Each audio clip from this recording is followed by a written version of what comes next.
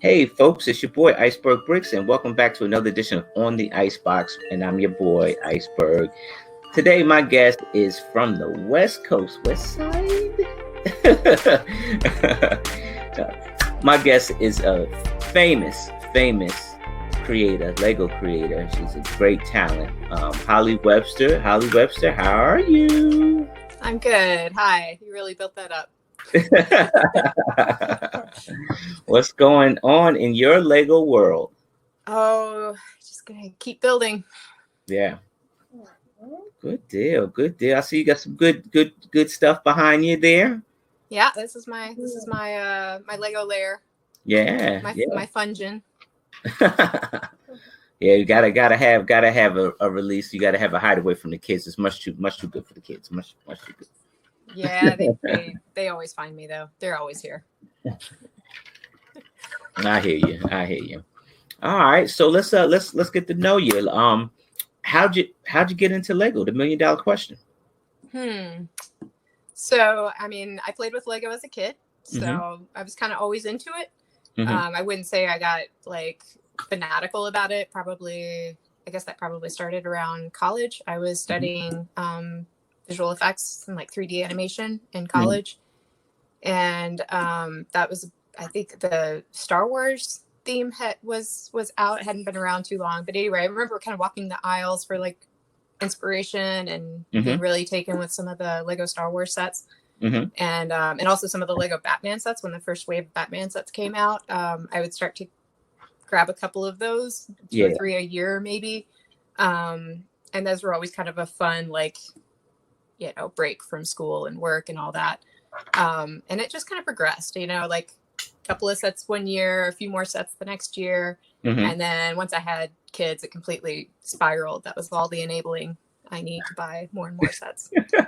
Yes, yeah. Now you get the golden ticket. You get the golden ticket. Yeah, I didn't get into mocking until I was really just a collector for like a little more than a decade, I'd say, where I was really starting to get pretty intense with collecting. And then in the last couple of years, I've gotten more into the mocking.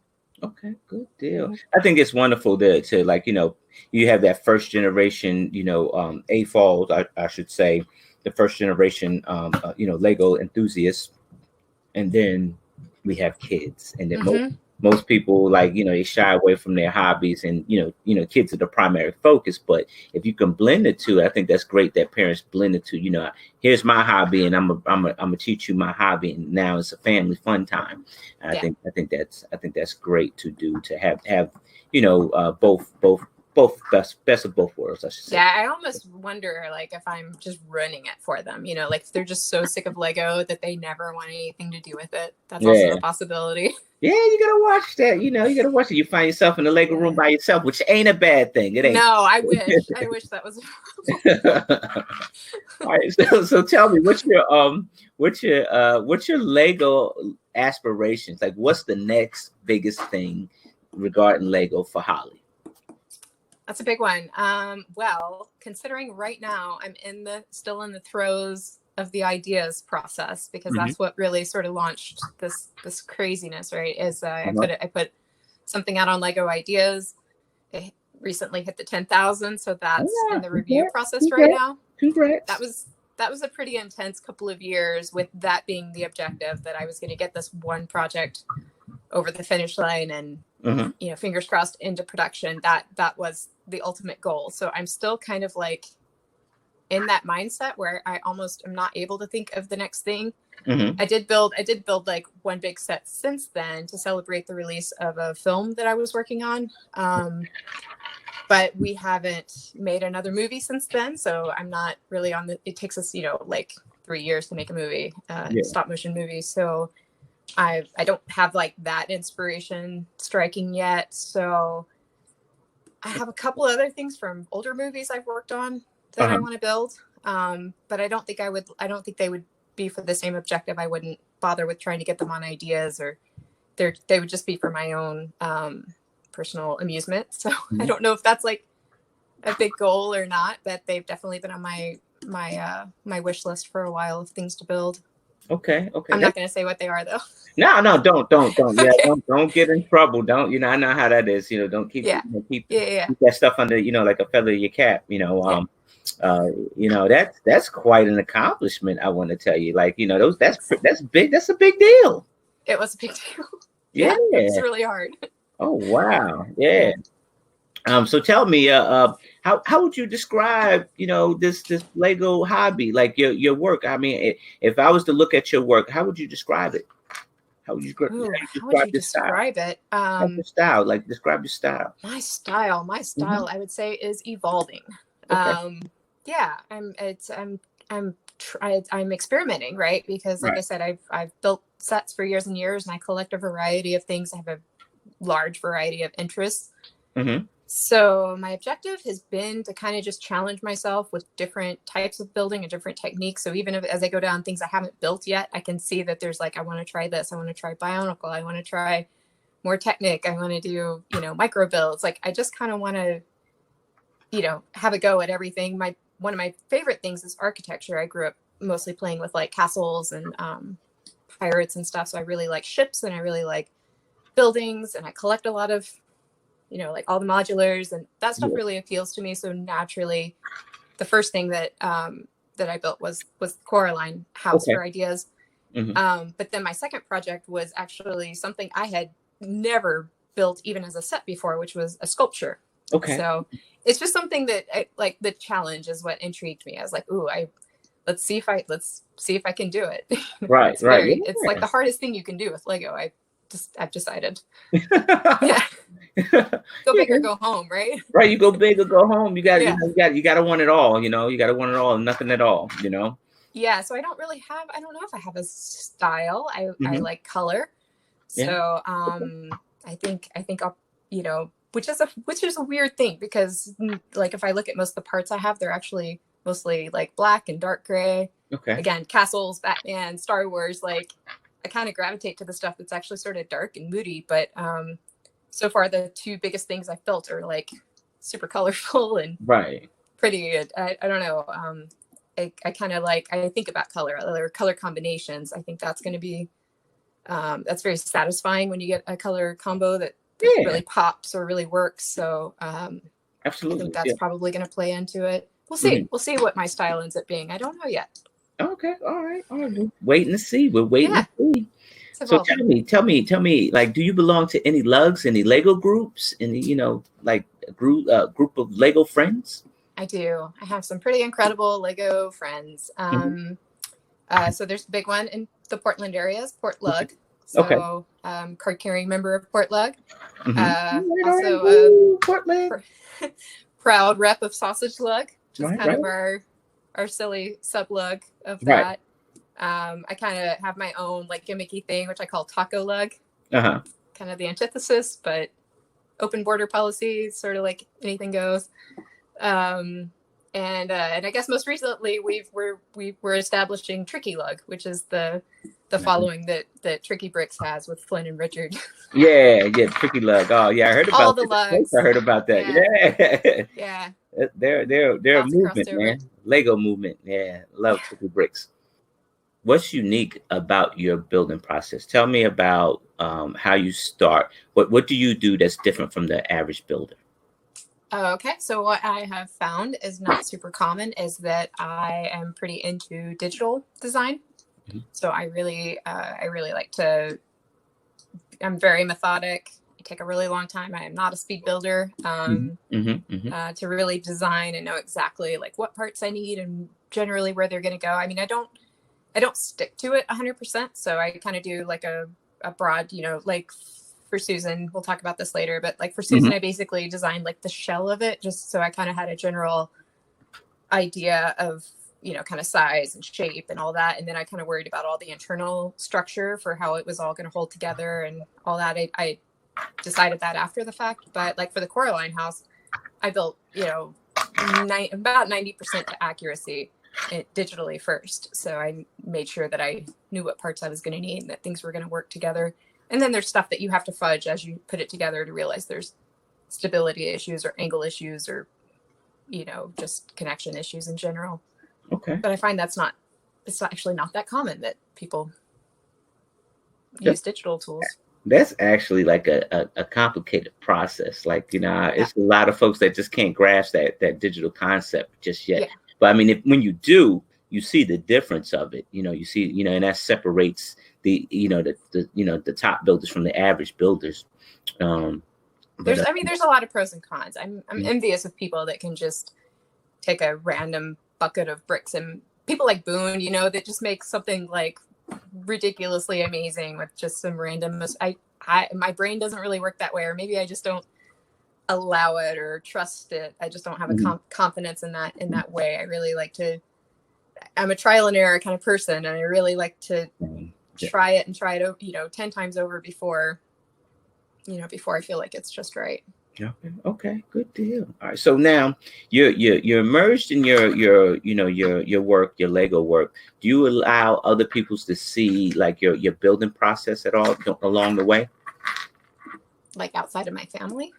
Yeah. Yeah, a little bit. I tested the waters a bit when I was working on the Coraline project. There were a couple of people at work, because I worked with people who worked on the movie and such. So, yeah, whenever I had like a part, something I had figured out or something I thought was quite clever, then maybe I would, get some feedback from people little bits at a time. I kind of need constant encouragement to keep going. Like, does this, or that validation, because you've looked at something for so long, you don't really know if it's good anymore, or especially with Lego, because it's such a weird form, that you're like, does this look like what I think it looks like? I actually do get a little bit of feedback, but it's tricky because you don't want to like reveal everything before it's ready or before it's done. So just a few people I trust, I think.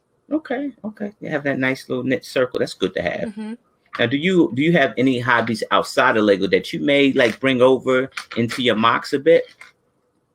Probably. I have a lot of hobbies. Name a couple. Well, a big one is photography. I've been doing photography for a really long time. That comes in handy when I'm photographing stuff. Right. But also, I think it's just a observational skill that comes in handy.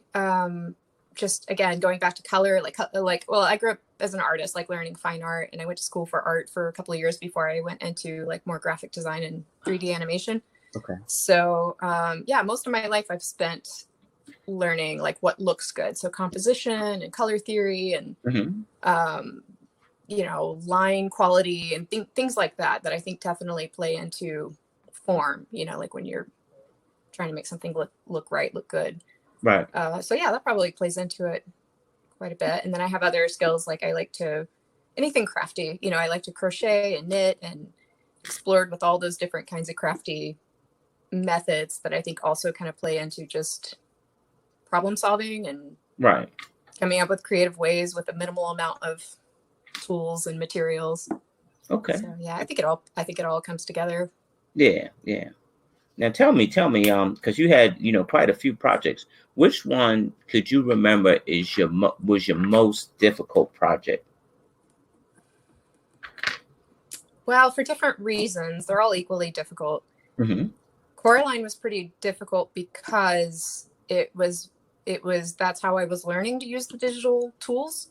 I kind of decided that was going to be the project that I learned how to design digitally with, because again, I'm a 3D animator. And so I work in 3D modeling software like on a daily basis. And it just made sense to me if I could have a library of Lego parts and put Lego parts together in that same sort of arena, that would be really beneficial for me. But the tools at the time, this was like 2017 was when I was really getting into it. So that was a few years ago, and the tools were pretty crude and hard to work with, and buggy. And I was kind of trying all different things. And so that actually it was the tools that made it more challenging than the idea itself or what I was actually trying to achieve. And it was like my first big mock that I was like really trying to like finish. Okay. So I was just learning so much in that one project. That I would say that was obviously the most difficult, but since like having built a lot more since then, the Yes, that it actually seems like a relatively simple build to me now. Like if I had to go back and redo it, it would be like, oh, this is a piece of cake. You figured the puzzle out. It's easy. Yeah. That's awesome. That's awesome. Tell me. So then Susan actually is probably, I think, my most technically challenging. Susan, you say Susan. Okay. Yeah. And I want you, when we highlight Susan, I definitely had some questions and stuff like that because I saw some great techniques. Yeah, that'll be a fun one to get into. Awesome. So tell me how important is the Lego AFOL community to you and your builds? Oh, it's crucial. Yeah, I don't think I would be doing any of this without that community and without that support and without that motivation. I tend to kind of float from hobby to hobby, right? I get bored with things pretty quickly, and I give myself challenges, and once I kind of achieve something with that one thing, then I tend to kind of move on to something else.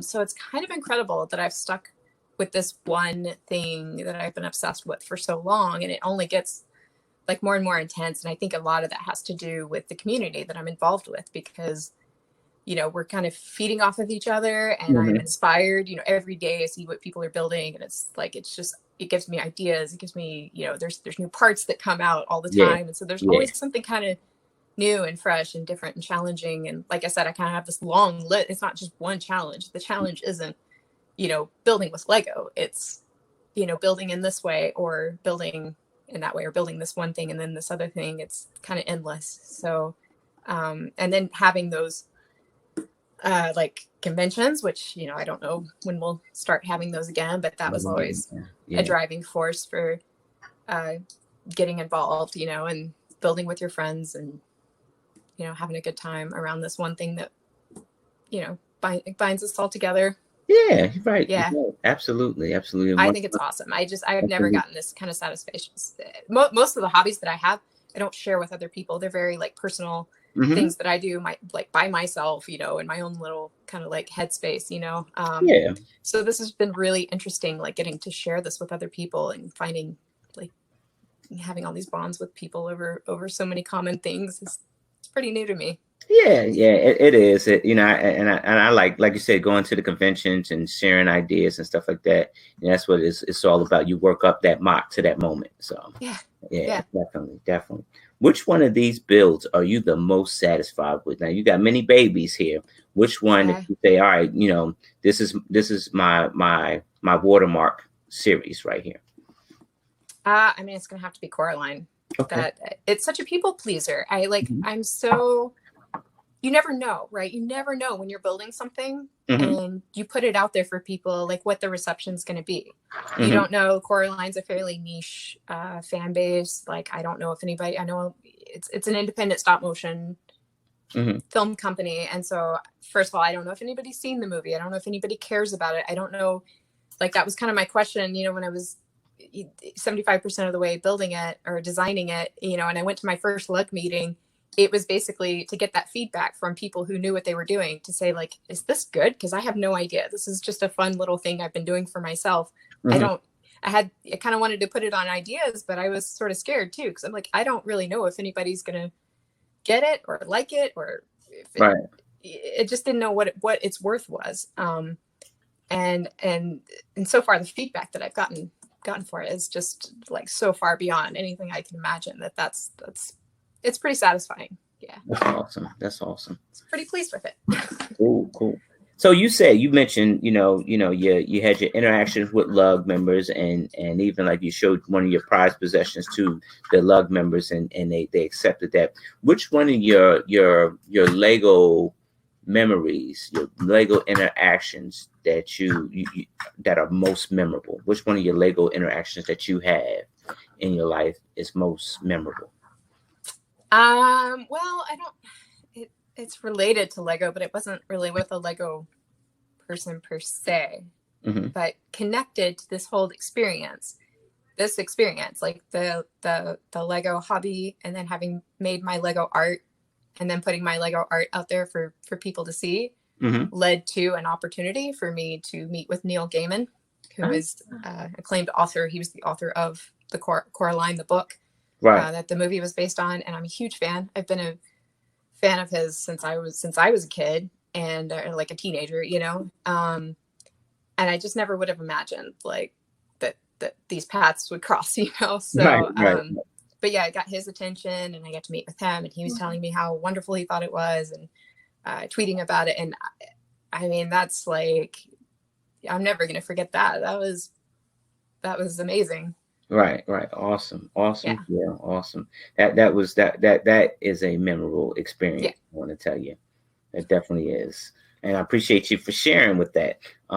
So folks, this is the exciting time of the interview. We're going to look at some of Holly's work. And it's definitely awesome, top tier stuff. I love having artists like this on here because, you know, what happens, Holly, is that it allows me to learn so much more new techniques because it's like a never ending chapter of learning with Lego, right? And so, you know, it's awesome to share because you could see, you know, somebody else's point of view when, like how you told that story of Caroline right behind you. You know, you're telling that story, you know, and it's your point of view of that story, and that's awesome. So I can't wait for you know to see all these wonderful things. Folks, if you're just tuning in, my guest is Holly Webster, and she is the highlighted artist on the Icebox. We are about to dive in the mind of Holly. Stay tuned in because we're about to look at some awesome stuff. All right, folks, we are looking at Coraline, which is Holly's creation. Holly, please tell us about this wonderful creation from the movie. Tell us about the history, and then just go in and tell us how you began. All right. Hopefully, I don't get too long-winded on this one because it's got a lot of history to it. So I started working at the film company Leica, which is an animation studio in Portland, Oregon. Started working there a little more than a decade ago, so about 12 years ago now. Okay. And at that time, the movie Coraline was in production. So I work in a visual effects department, so I didn't actually work on that film. I worked on every subsequent film that didn't work on Coraline, but I had friends that were working on that film that invited me over to the stages to kind of show me around all the the puppet departments and getting to see the actual fabricated sets and stuff, everything on stage. And I was just, I mean, you talk about making an impact. It's like stuff I will never forget. Some of the stuff that I saw on set, in particular, that house that you see there, which this photo was taken at the Portland Art Museum. We did an art exhibition there a couple of years ago, where they brought in a lot of the original props and sets and puppets and stuff from several of the films that we've made. Okay. So that was the actual house that was filmed on set for the movie Coraline, and you can tell it's huge. Okay. So I saw that very house when it was on set, and I just thought it was so mind-blowing. And I'm sure a lot of people can see why I would want to build it. It just has all these neat little details and just so much architectural interest to it. Never mind that I'm in love with the story, and I have my own personal history with the studio. It was just something I always wanted to build. So I finally got around to it a couple of years ago. Yeah. All right. So we're looking straight up at the front door. And this is after I added the lights to it. So I didn't initially design it with the lights, but I think after my first, when I took it to my very first convention, I realized how hard it was just because I built out so much of the interior detail. Okay. And of course, in a convention setting, it's all, perfectly downlit, and it's really hard to see those interior details. So I added the lights mostly for that reason. But of course, it looks lovely because the lighting was a really big deal in the film too. That's part of what struck me as being so beautiful with the original house. Good deal. Oh man. So all right, take us inside, Holly. Take us inside. You look. You got to be a realtor to me, So you're trying to sell this house. All right. So go ahead and start selling because this thing looks immaculate. Yeah. So the entire movie basically takes place in and around the house. So there's a lot that's happening there. So the premise of the story is this girl has just moved to a new town. She's just moved to a place in Oregon with her family, and she doesn't know anybody. They're kind of in the middle of nowhere. She's bored, and her parents are busy working, and they're come on, this is a really old house. Go, explore, keep yourself occupied. Right. So as she's exploring this house, she finds a little door, and it's initially all bricked up, and she's wondering what's on the other side of the door, of course. And they say, well, it's been divided into apartments. They probably closed that up. So she goes on to meet like her eccentric neighbors and whatnot. Well, eventually the door opens and there's this mysterious portal to which she travels to a quote unquote better world, the other world, where everything's better. Her parents are better. The food is better. The neighbors are entertaining. But of course, it's like a grass is not always greener tail. So I won't give it away. Right. It goes a little. There's a twist. Okay. It goes pretty dark. But yeah, so the inside here, this house, the build for this house is specific to the other world, where everything is really bright and colorful. And instead of the dad's boring study with his old computer, he's got a grand piano there that spins around. And there's they might be giant song playing, and her upstairs neighbor in the attic has a mouse circus. So that's the little circus tent up there. And he's got a cotton candy cannon that shoots cotton candy. And it's not shown here, but I did do an add-on for the basement neighbors who have a full-on like theater where they put on this wild performance. So I ended up adding that later. Yeah. Okay. Yep. Yeah. And then of course you got the kitchen, the living room where the little secret door folds out, and then the bathroom, and her bedroom is the one there with the little blue bedspread. Yeah, and that's and her parents' bedroom is in there as well. Wow. I like how you got the little like the tent right there from the like the carnival tent. That's pretty. Yeah. Like yeah. Did that. And there's little mice in there, peeking out. Wow.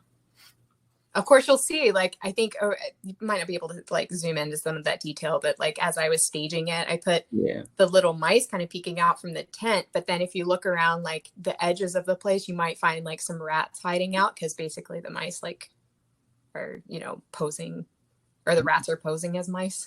Right. Okay. Yeah. I definitely will zoom in on that. I'm zooming on this detail here. This is nice. Lots of details. Yeah.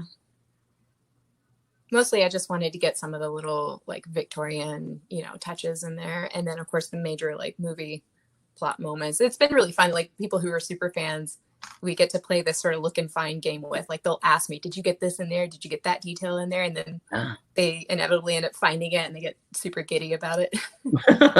Yeah, that's always fun. Cool. That is definitely cool. Holly, I'm looking at the top of your mock here, the Coraline house you got here. Please tell me the detail that you got on here. Tell me how you started off. All right. So I have I designed this in a way that it can open two ways. Ideally, I like the dollhouse opening, where you can just kind of open it up from the back and get inside, and really invites the play. That's kind of the haunted house style of it. So there was a lot of intent there that I really wanted it to invite you to play inside. But I also built this with the intention of adding it to my the lineup of my modular building. So when it's situated between two buildings, it kind of looks like this really pretty like bed and breakfast, but I still want to be able to access it like you can the advanced modular buildings. So I kind of designed it in a way where you can still, even with it all closed up, lift off each section in a modular way to access it from the top down. Oh, I like that. I like how you got these details like the beds and even like the little that right there is the, let me see, let's get in here. Looks like, is that like a chimney? That's like a window.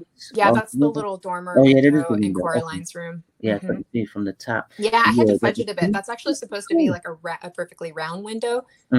But because the scale was so tight in there really was no way to get a perfectly circular window. So I put one of those rounded windows, the little dormer windows. You know what I'm talking about? Kind of a standard rounded top castle window. I don't know the technical terms for anything, but anyway, I put one of those in there, and then I just designed it with the inside to have kind of like curtains, and it was just a way to sort of set everything in there and give it a little more detail. But everything other than small details like that, everything's pretty film accurate. Like the rooms are actually laid out the way that they are in the film, like if you were to actually walk through the real house. Okay. And I like the little, the balcony right here, the little the window up here you got up here at the top bedroom. Oh yeah, that's the balcony that goes into Bobinski's, the upstairs neighbor. It goes into his like attic apartment up at the top when you put the top part on. Wow, great detail, Holly. Great detail. I love it. I love it. Oh, yeah. wow. So then that whole second floor, so you have the third floor that was lifted off to reveal the second floor, and then the second floor pops off. So now you're looking into the main floor, and you can see here. So in the movie, there's these little ghost children that the Beldam has captured, and she puts them in this room to trap them. And she says, this is where children go that can't behave, and she throws them like through a mirror.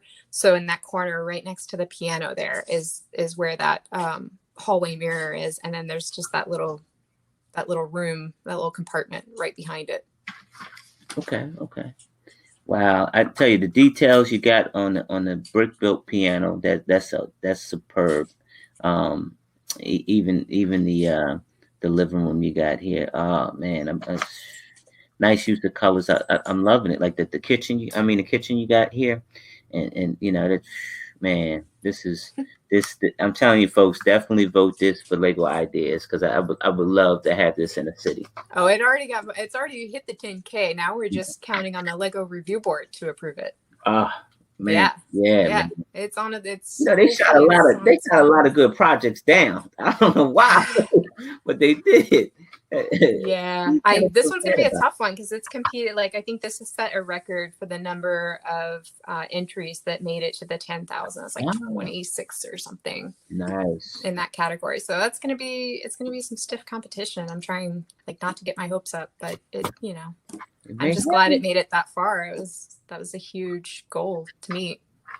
It may happen. And so this is with it opened up in the dollhouse style, of course. Yeah. Okay. Yeah, and that gives you a good open concept. You can see everything at once. I like that idea a lot. I like the way it looks when it's all opened up too, because it just makes it look like a bigger, a bigger house when it's all opened up from the front. Oh yeah, absolutely. It does. It looks like a much bigger house. But it's actually about the same size as like your standard modular building, which those are pretty big too. But it's just really cool to see it spread open like that. Wow. Okay. And more hands and feet. They won't even let you go on until like after the second, seconds. Yeah, so there it is from the front, opened up. Yeah, it does. You're right. It does. It looks like a much bigger house when it opened up. It almost looked like a mansion style. Wow. Yeah, it just kind of gives it a little more interest, more angles, more details that you can see all at once. Wow. That is a very great concept. I dig it. Yeah. And it was really weird, dealing with this color scheme was kind of tricky because initially I picked a pink that was not nearly as bright as that. It was a paler pink, but there just weren't that many parts available in that particular color. Okay. So this is what they call the dark pink, and it gave me a lot more availability of parts. And now I don't mind it. Like, initially I thought it was just too much, but it was pointed out to me that everything in the other world was supposed to be kind of overly saturated. So it actually works pretty well. And I know that very first picture you showed with the houses next to each other at the museum. Yeah. You see like actually how close they are. So it was kind of a happy accident that we ended up with that color scheme. And I put a little more white in it than I think is really in the original house. Just the pink is a lot, but it's cool. It works for the storyline too, because it's supposed to be very alluring and pretty, and it's totally deceptive though. Like, the story's actually rather dark and kind of twisted, and so I just like that juxtaposition too. Yeah, I definitely seen the movie. Yeah, it was twisted for like an animation. That was the yeah. This is like a horror film. It is. It's like, it's horror for children. I just recently posted something about this interview between Neil Gaiman and Terry Hatcher, right? Who voiced the other mother, and he was kind of talking about that. He was writing this story for his daughter, who's also named Holly, by the way. Right. Because, and very much like my own kid, like I have one of those kids too that just really gravitates to spooky scary, stuff and monsters, and there's really not a lot of material out there for him. Mm-hmm. and even less so, 20 years ago. So he was struggling to find material for her, and then he realized, I guess I'm just going to have to write it.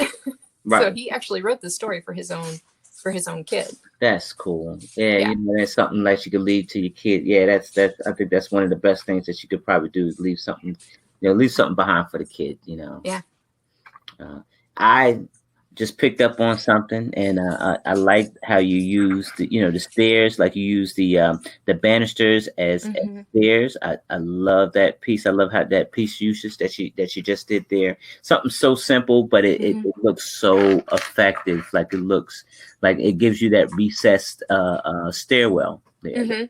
And those stairs that go up to Babinski's attic, his little balcony there, those actually fold up like a little folding ladder. They fold down and fold back so that when you open the house, like a dollhouse, those stairs aren't in the way. They just fold out. Okay. Yeah, and on the front, like the front balcony piece there, that's a ladder going across sideways. Right. In the patio. On the patio. Oh, okay. Okay. Wow. I think that's awesome. Great parts usage. And then you got you're showing a lot of techniques there. Like you got the you got the studs hidden by tiles on the roof, and then you got that's just a lot of you're giving us a lot of variations. Yeah, that roof was tricky. That was maybe the hardest part of the whole house, was getting all those angles to match up without any like significant gaps. I can't stand having like gaps anywhere. So right. Yeah, that was a tough one. Oh, wow. Definitely a prize winner there. That's definitely awesome. And those stairs on the side pop off too. Those are just held like the ones that are sticking out coming down the stairs that come off the side of the house, where there's doors. There's like a door to the study and a door to the kitchen that go outside. So I put those little stairways on Technic pins. So those also just pop right off. So again, if you're sandwiching it in between modular buildings, those are completely flat. Okay. So it's a modular, so you can put it right into your city. Yeah, that's pretty cool. Yeah. Hey, so I tell you what, you gave this build a lot of versatility. It could be standalone, or it's already, like you said, city modular capability already is, it's all ready to go. Definitely a lot of versatility in this build, and you rarely see that. You rarely see it. Yeah, I mean, I guess that's true. Which it was just for my own purposes, because I really built it for my modular lineup. So that was just Which it got really tricky when I added the basement, because I initially decided I wasn't going to do the basement, because first of all, I had the part count limit that Ideas gives you of 3,000 pieces. Right. So there was really nowhere that I was willing to concede detail to allow for the parts count I would need for the basement. Because I needed all, with modular buildings, you don't get as much interior detail. It's usually not about the interior as much as it is like a display piece on the outside.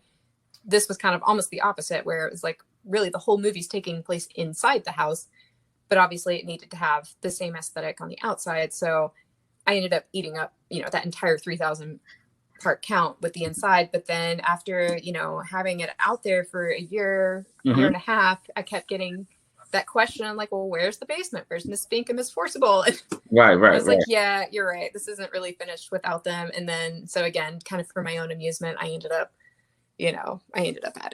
adding the basement there. So now you can kind of see where I put it on top of the basement. And then the whole basement opens up to reveal the theater for Miss Spink and Miss Forcible.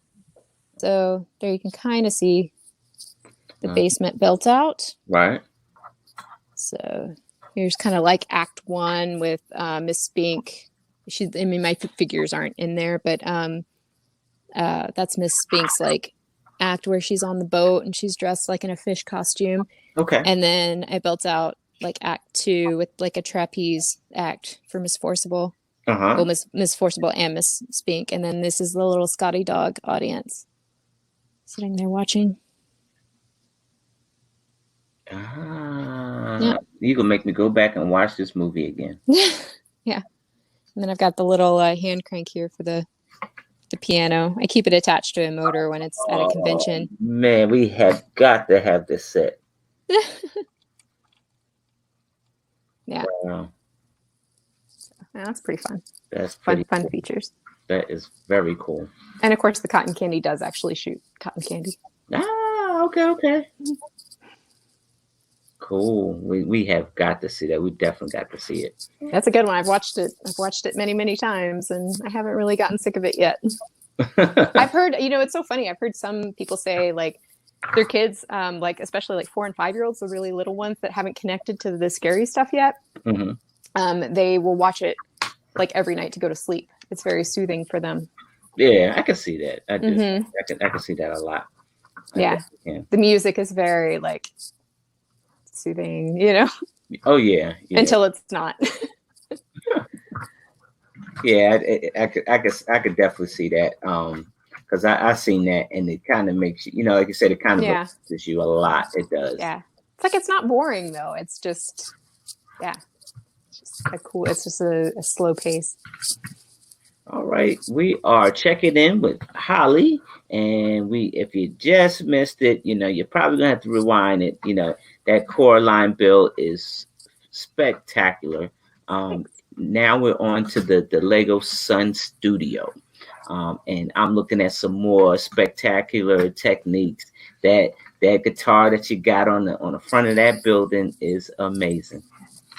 Yeah, thanks. My husband's a guitar player, so I had to talk about like running that one by somebody. I think I did like 6 variations until there was one he approved of. Okay. Critics, right? Yeah. I mean, I wanted it to be right. I know when it's wrong, but I need somebody to like tell me like it's unacceptable so I can like keep noodling it. And I think I was pretty happy with this one. I definitely had to cheat. I tried all different ways to make the F holes on the guitar, like leaving like gaps and things, or using like black bricks. And then it finally dawned on me, like it just needs a decal, just like a 1x2 tall brick with a decal, and that totally sufficed. Yeah. Oh wow. Yeah, so I'll tell you about this one. So this is tell me the history about it. What inspired it? This is Sun Studio. So I grew up in Memphis, Tennessee, which is where the studio is located. I was challenged to build something.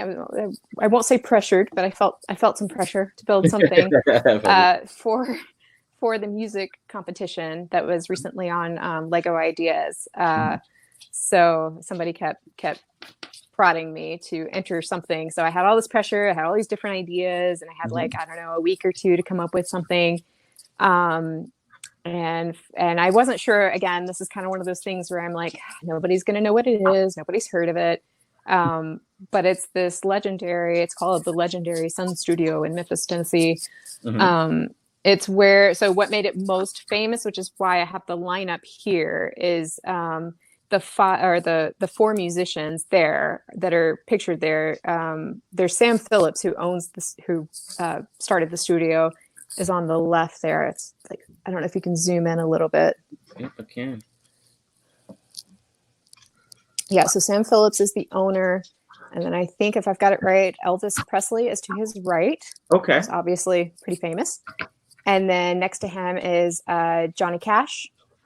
And then in the blue suede shoes there is Carl Perkins. And then second to the right is Jerry Lee Lewis. And then their secretary, who I cannot believe I just forgot her. I just spaced on her name. Please forgive me. Music file. Okay. Anyway, she's basically the one that kind of helped, wouldn't say discover Elvis Presley. Like Elvis Presley came into the recording studio wanting to record something for his mother as a present. And he was pretty insistent on he kept coming back trying to impress Sam Phillips.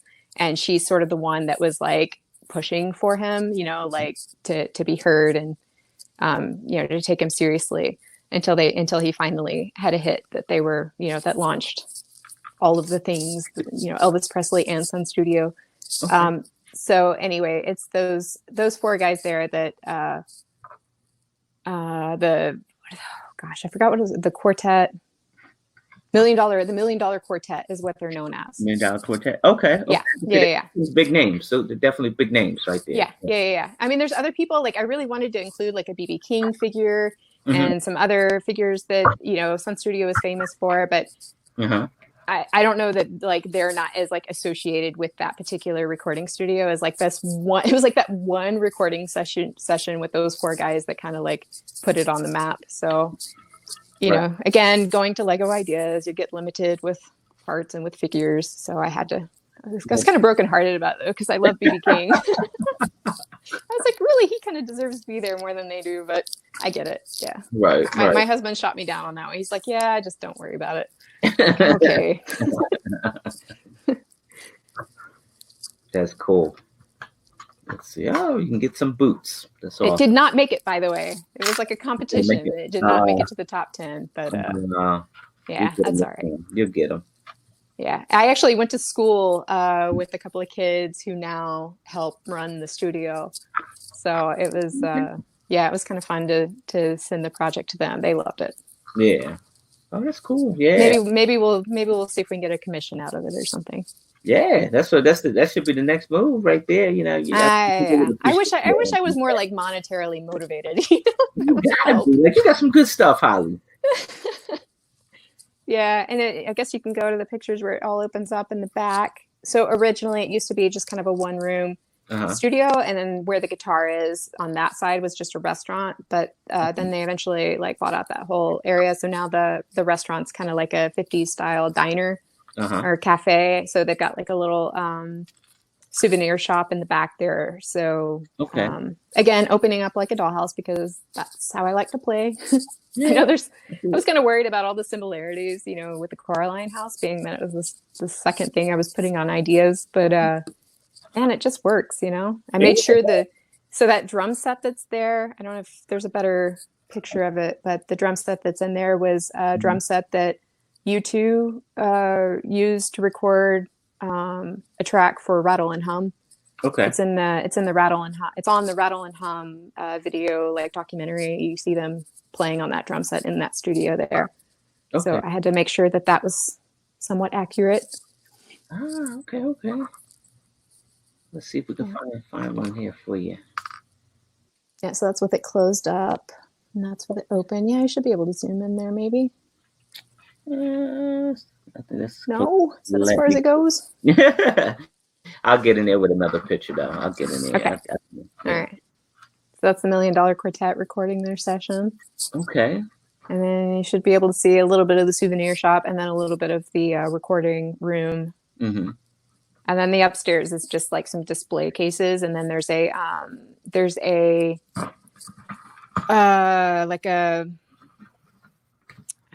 model of Dewey Phillips was a radio station DJ that played like Elvis Presley's like first big hit.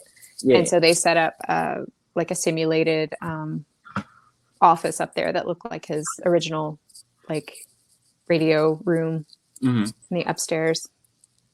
Okay. Little 50 styles. That's awesome. It's a little bit of a little slice of Memphis history there. Yeah, absolutely. There we go. Now we're inside. We're inside. Yeah. So that's it. It's a tiny little room. There's not much to it. Right. And that's, honestly, that's probably how most studios were back in those days. Anyway, it was probably just a tiny, like you said, tiny little room filled with instruments, and they go. That's all you need. Oh wow! I feel like you're actually really there. Yeah, there's some decal work there. I put in some custom decals for the Sun Studio Record Shop sign and the records on the back wall. Wow, that's awesome. That this is a superb job, And so this was pre-Caroline, you say? No, this was actually recently. That was just I don't know, a couple of months ago, maybe, or a little more than a month ago for the music competition on Ideas. Okay. So tell us about Susan. What tell us about the history of it. Yeah. Okay. So Susan is from our 5th film, our last to release, which was called Missing Link. It's about a Sasquatch, like a Bigfoot, who's feeling alone in the world and doesn't know anybody, has no family around, and he decides to hire an explorer, an adventurer, to help him find some of his family. So so this adventurer, Sir Lionel, takes Susan across the world to Shangri-La, seeking Shangri-La to reunite him with his like long lost cousins. Okay. So one of the hero of the film is the Sasquatch known as Susan. That was the name he picked for himself because he previously had no name. Okay. And so as the film was getting close, well, I guess it had already wrapped when I started building this, but we were getting close to the release date. And the release date was just after Bricks Cascade last year. And I felt that was kind of my motivation for something I was going to build for Bricks Cascade. I was like, I have to build something for, to celebrate the release of Missing Link, because I'd worked on that movie for like 2 years. Yeah. And, I had to pick a scale. I like minifig scale. There were a couple of dioramas that I wanted to build out, but I decided I wasn't going to have time to try and make like custom minifigs, and there really weren't many parts that were going to work for those characters, especially Susan. So I was like, okay, well, I got to go bigger or I got to go smaller. We're either going to go micro scale and have something that represents those characters, or I just need to go like way bigger and go with like brick built figures. So I went brick built, and the couple of parts that started giving me the vision for Susan were so big right there in the face that those eyes had just come out. Okay. Like 2x2 round tile eyes with the like hazel iris there. Yeah.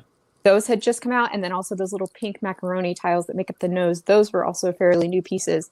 And as I was coming across those pieces, I started to kind of visualize his face, and that set the scale. And then of course it just ended up being this like crazy big, like sculptural build. Just got carried away.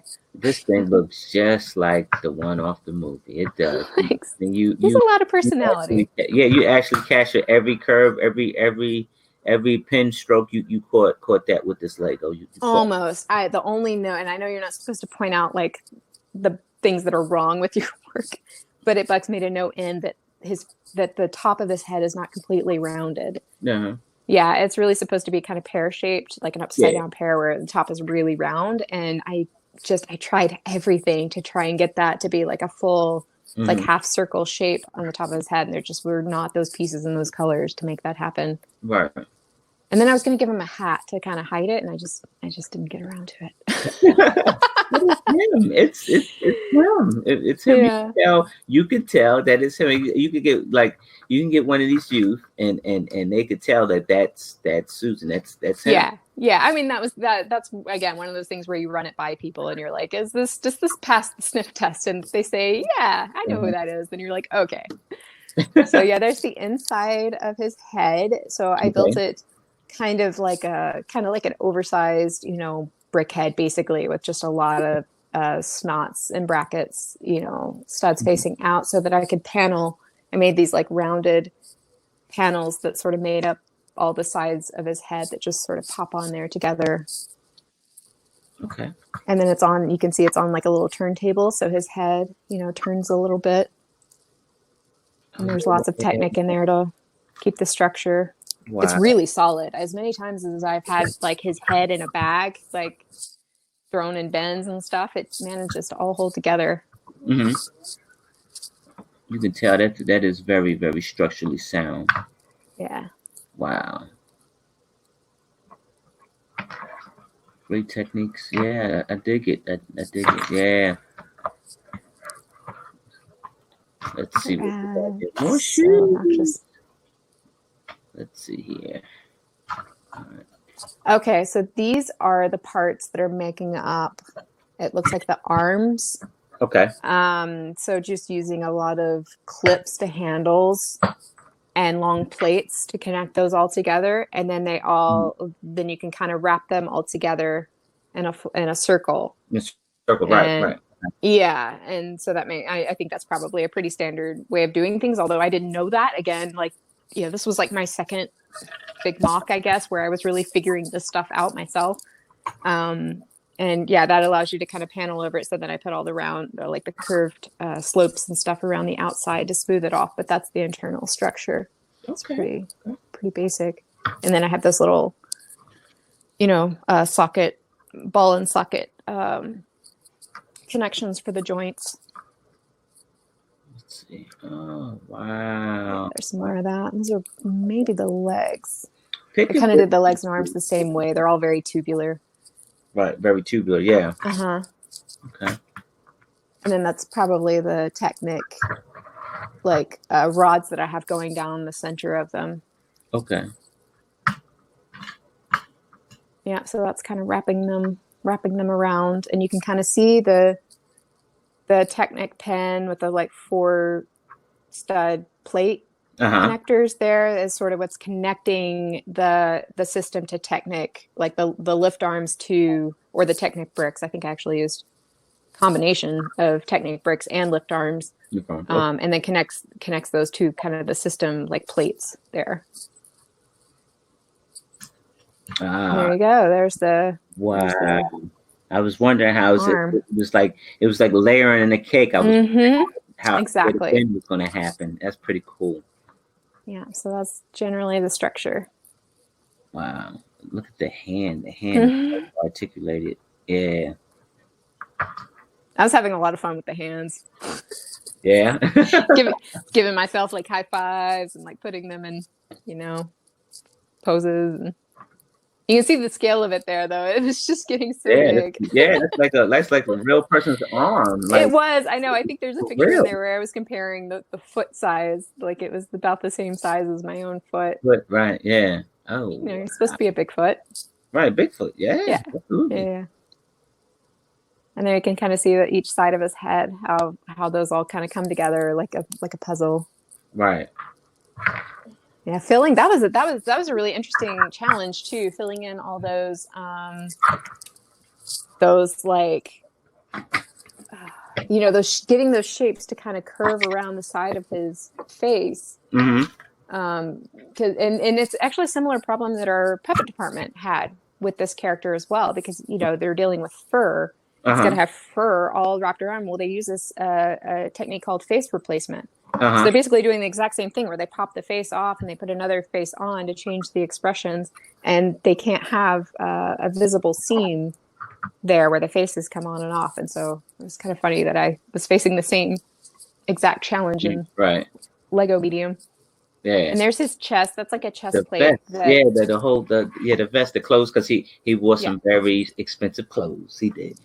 Well, they weren't expensive. He basically took them from one of the thugs from one there. So these guys are getting chased by this like gang, of thugs, and he decides he can't just wander around naked because he's too sophisticated for that. Yeah, they realize like people are gonna like look at them weird with this weird Bigfoot running around, the streets of London or whatever. So he takes the clothes from one of the thugs and he can barely squeeze into. So that's like his fur popping out of the chest. Right. That's the foot.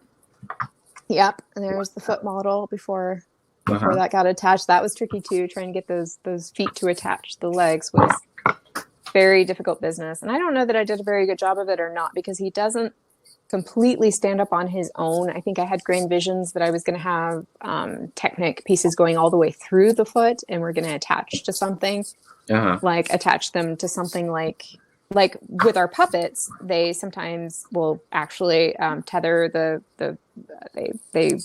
we call it, they like lock down the feet. They'll actually screw the feet down to the floor plane.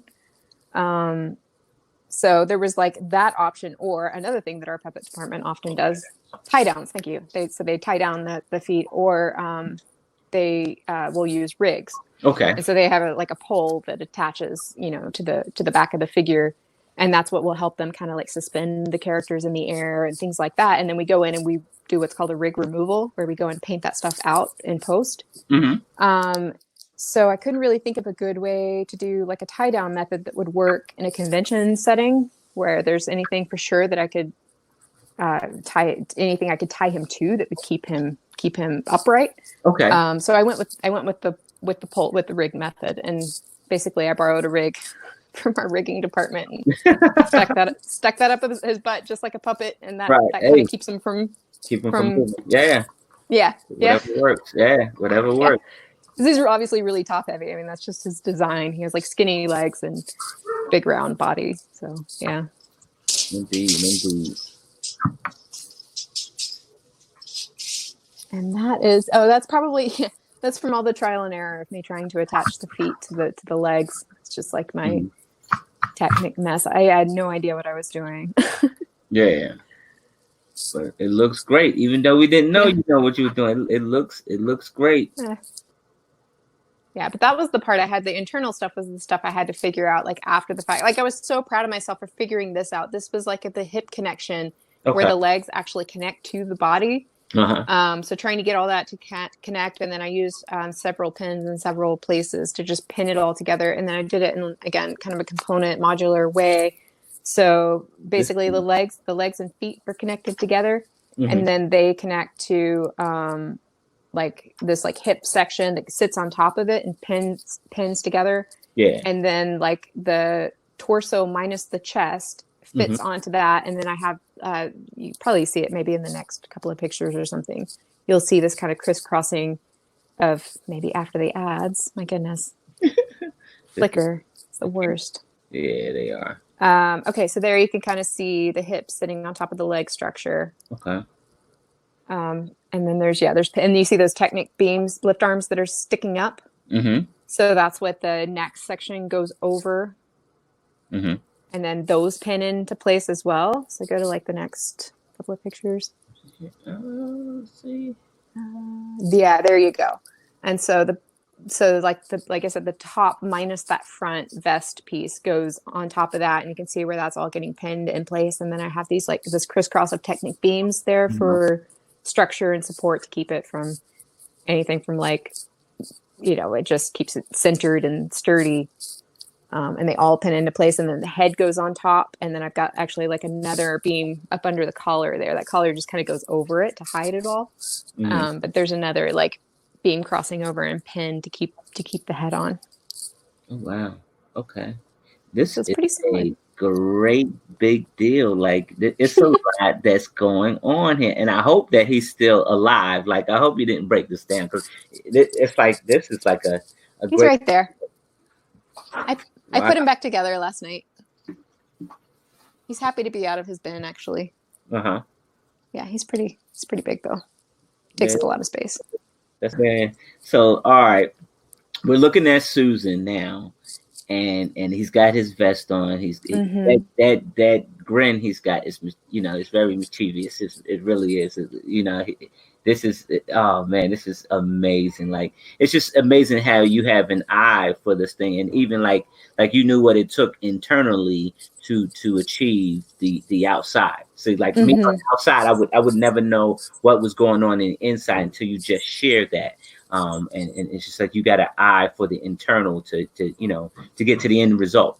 Yeah, I just made sure, like, as I was designing, because like I said, I designed the shell of it digitally, and I just kind of had to make sure that there's what they call LDUs, right? These like Lego dimensional units that I had to make sure that I was within.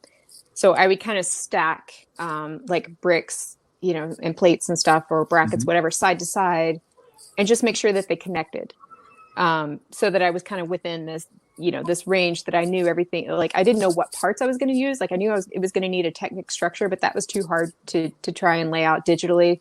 So I just figured if I was within those units where it would connect with a certain amount of bricks and plates side to side and top and bottom, that one way or another, I was going to be able to build a structure that worked with it. So it took a lot of finagling, but it did work out.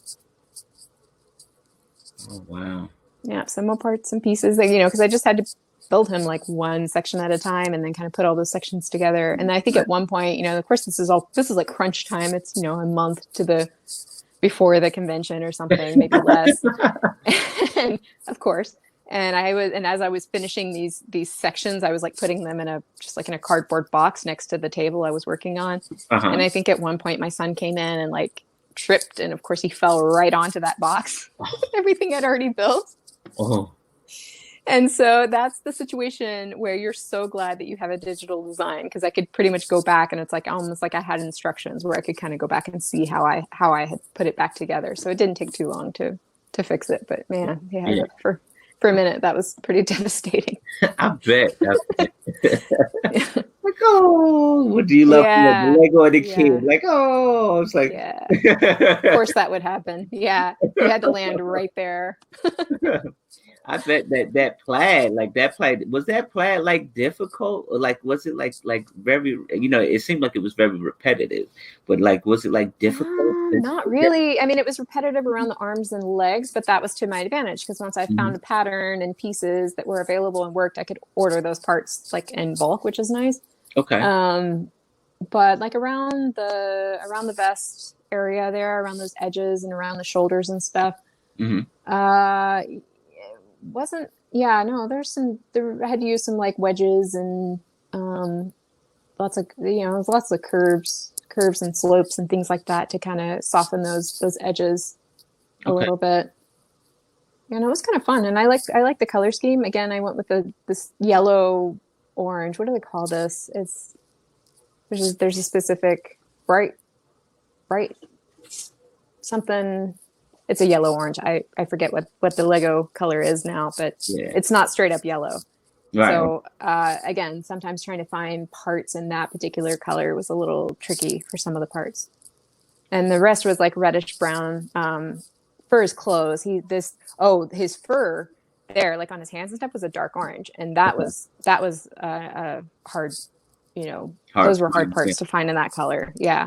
But there was no other. I mean, that was like.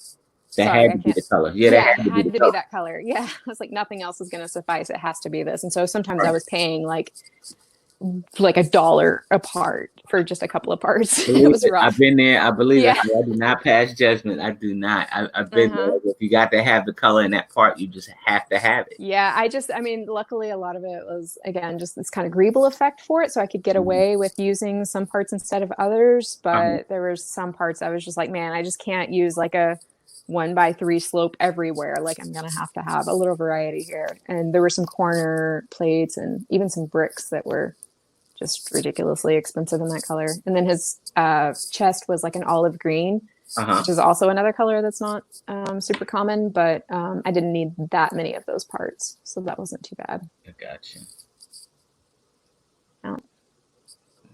Hands. Oh, wow. Yeah, I did a lot of different hand designs too, and these are a little blockier than where I wanted to land, but you don't really see there. He's in his box ready to go to the convention. Wow. It's amazing. Like you put all that time in crafting something like this, and here he goes inside, like I said, inside the box, like taking out, waiting for the show. So that's him broken up into his like main, components that go back together. So he fits neatly inside a bin. And I was photographing him at work there. I had a little photo studio set up there. You can kind of see the rig. I think that's what I was trying to demonstrate there, was the rig that was kind of keeping him balanced. Right. Wow. There you go. Yeah, that's him all together. That was fun. I was really kind of that was a weird one, because I was building this before the film was released. I'd already spent 2 years working on the film. And this was right before opening weekend. And I kind of had a feeling the movie wasn't going to do well financially, like in the theater. I just somehow knew, like, I think it was like 2 weeks before like an Avengers movie was going to be released. Anyway, it was an action-packed weekend. I remember when that movie dropped, and wasn't that many. Like, they didn't really advertise. You didn't see that much advertising. No, we won't get into it, but I just knew it wasn't going to do well, and so I was kind of conflicted about even showcasing it because of that sort of conflict of emotions. It's like, it's something I'm really proud of, but I'm also kind of really bummed out. That's so a lot of people haven't even actually really seen this, because I displayed it. In fact, I didn't even make it. That's right, it didn't even make it to Bricks Cascade because I wasn't done with it. I was trying and just could not finish it in time for Bricks Cascade, and so I ended up showing it at Brick Can, okay, which was like a month later. So I took it to Brick Can, and that was like, I was in there like for scale to kind of see how big he is. And so I only took it to that one convention. And then when it didn't do well in the theaters, I basically just kind of threw him back in a bin and like put a rug over it and just wanted to forget about it for a while. Like a stepchild. No. Yeah, totally. But then like a year, because it came out in the beginning of I'm losing track of the years here. Was that 2019? Gosh, I think it was beginning of 2019 was when it was released.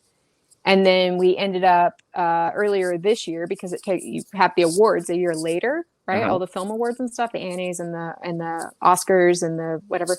So anyway, this spring we ended up winning the Golden Globe for Best Animated Feature Film. Yeah, yeah. And of course, we got our Oscar nomination too. All of our films have been Oscar nominated. So we got our Oscar nomination. We won the Golden Globe. Like all of a sudden, it was getting all this like crazy acclaim. It was so unexpected and so like. We were kind of freaking out a little, and then I was kind of proud of it again. So here we are. Yeah, when you think nobody's watching, they watching. At the end of the award season, then you realize that people were actually watching it. Yeah, I mean, yeah, it's like it's out there now. That's the thing, is getting people to go to the theater is the tricky business. Like once you put it out on like Netflix and whatnot, like it's actually been pretty well received. I don't think it's people don't like it; they just haven't seen it. Oh, so yeah, there was its little award that it won at BrickCan because it won for best in pop culture when I took it there. That's cool. That was cool. Well, hopefully I could get to the next BrickCan. I was trying to go this year, but of course, what's going on. Yeah, I know, man. I was bummed. Yeah, me too. That's a good time. Especially after the hype from Bricks Cascade. I'm like, man, this is an awesome season. Awesome season. I know, man. I know. Yep. Yeah. But here we are. Yep. The Missing Link. It's another movie I'm gonna have to go back and watch. It's funny watching, like, and I'm glad that you have picked a I think they're not gonna let me see anything else. That's probably the end of the album. That was everything in that album. My dog sled. Yeah, I'm glad that you picking these animated films that we can always go back and revisit after watching something like that. That's after looking at your bills, then I would want to go back and watch that film. Because you see the life in what you build, and then spending the time that you built it. I would definitely want to go back. Yeah, I mean that's one reason I'm so I feel compelled to do these Like It Builds. It's not just because I work there. It's because I work there and I'm so inspired by the people I work with, the artists that I work with, and the stuff that we're creating, and everybody just kind of pouring their heart and soul and time and energy and resources and everything into these pieces of art that are there to like mean something. Like I think Travis Knight, who owns the company, his thing he likes to say is we like to make movies that matter. So yeah, it's like I'm inspired every day that I go to work or that I work with these people, the things I'm working on, and knowing how much like every single person that touches them cares about everything that we're doing is like everything that I build. That's like inspired is for them, is for all of us. It's like my homage. These amazing artists. Indeed. Now in this one here, the sled dog who you got here, right? The sled dog. Yeah, I know. It's a little thing, but I know you were asking to see what I built, and I was like, oh man, I've only been building things for like really a couple of years, or mocking, for a couple of years. So, and I do these like one big thing a year projects. So, but recently, like you had those big deals, like those were like real intricate pieces there. Yeah, you can see now why I only build like one thing a year. But this is a smaller build, but you still have intricate, techniques still on it. Like even the tail has like probably about 6 pieces to it. Yeah, it's true. Yeah. So again, just kind of going to like something I've built recently. This was for Mother's Day. This past Mother's Day, my mom raises sled dogs. They're Samoyeds, is what they're called. So for Mother's Day, and it was like a last minute idea. I don't know why I get these ideas like last minute, but it was like 2 days before Mother's Day. I thought, it'd be really cool to design a set for my mom to build. Like 2 days. And I was like, what can I build in 2 days? So again, kind of going to the digital design thing, because my Lego room has been kind of like, this whole basement's been kind of under construction. So taking back to the digital tools, that's one of the benefits, is you can pop open your laptop and design anytime. So yeah, I started with, and I do this sometimes, where I start with a set that I know, and then I completely change it. Like, I thought I could start with the dog that was like it's the Chinese Zodiac set, the Year of the Dog set. You know what I'm talking about? Mm-hmm. And it's a really goofy looking dog. And it's cute. And I thought, well, that would be cute to kind of like make that look like a Samoyed. So that's actually where I started. I pulled up the design for that and kind of tried like alternating pieces. And so I have that as like my version 1. Uh-huh. And this is like part of my design process. Is I'll do this a lot, where I'm like, okay, let's just kind of like deconstruct something first. Right. And until I get to the point where I look at it and I'm like, okay, you've learned something from it. You've learned like what works and what doesn't work. Mm-hmm. And then I completely started like a new design from that. So you can kind of see a little bit of, I think the only part that might be the same is like the nose. Okay. Everything else is like completely different. But I still got a couple of parts and ideas from that of like what works. And then I also learned pretty quickly what didn't work with it. And part of it was that it was sitting down, which looked, I was like, no, I actually want like a dog like pulling a sled. So I had to completely redesign that part too. But the funny thing is, this is the first thing I've designed for somebody else to build. Okay. So I never actually built it with real parts. Uh-huh. So it was really kind of testing the waters of like, well, let's see how it goes, where I just sent her the design and did like the bricklink orders and had all the parts like shipped directly to her. Uh-huh.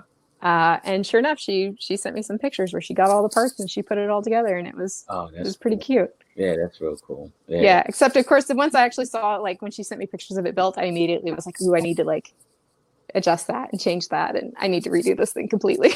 Well, you know what, Mom don't care because it came from you. So Mom loved it. Yeah, she was like sending it to all. She does like dog shows and stuff. Like she's like, I don't know if you know anything about like dog people, but it's kind of like parallel to the Lego world, where they have their dog shows or like conventions and they get really obsessive. And anyway, so she was like sending it to all of her dog people, and they were like, everybody wants one now. And it's fine. Okay. Yeah. Something, Holly. Yeah. Yeah. All right. Awesome. Yeah. Awesome. Oh man, what a collection, Holly! What a collection! And then I got to show off my brickheads real quick too, because I know somebody else was trying to make these the other day and didn't realize that I had already done a version. Okay. But those are my Coraline brickheads again. What? Wow. Yeah. That is. And then I had like, this piece kind of custom printed. Okay. And I had this piece, and then I had the buttons custom printed as well. Mm-hmm. And she's like she's a little bit too tall for a brickhead standard, and she's a little bit too short for a brickhead standard, so that gives them the height difference. Right. And then along with it, like I took this brickhead design to San Diego Comic-Con with me. Okay. For when I got to meet Neil Gaiman, and then he signed like a little base plate. Cool. That I can like have her sitting on. So that's like my little display piece for her. That was super cool. That's cool. Mm-hmm. Oh wow. That's it. That's all I have. That's all I have. Well, I wanna truly thank you for taking the time and coming on to the Icebox. I got one more question before I let you off the Icebox, Holly. Sure. One more question. Shoot. All right, so let me see. All right, so years pass, decades pass, and you become a very staple in the Lego community. In fact, you own some Lego stock, you own a couple stores, and you own a couple galleries, and Holly is the household name in the Lego community, right? And the day comes, it's your last day. What legacy do you want to leave your children regarding Lego? Build things that matter. I want to build things that matter. I want to inspire them to build things that matter, not just with Lego, but just in life, like building relationships or building something, creating something, that matters, that helps people or benefits the world in some way. Mm-hmm. I think that's the legacy, is just, make things that matter. Well said. Well said. Well said. I enjoy that. Making things that matter. Because people always will remember those things. Stuff that really, really counts. Yeah. I mean, I think that's why I admire Lego as a company. I mean, look at what they're doing and how they touch people and how people use their medium. It's an art form. It's therapy. It's connection, community. I mean, there's just so many aspects of it that check all the boxes of things you need in life. That I think more people need in life. So let's hope that it spreads more and more. Yep, indeed. We're only people, and we can just spread the message to the next generation. Yeah. Indeed. All right, folks. That's going to conclude this episode of On the Icebox. I'm your boy Iceberg Bricks. Please stay tuned for the next episode, and I bid you peace, love, and always Lego. Have a good night.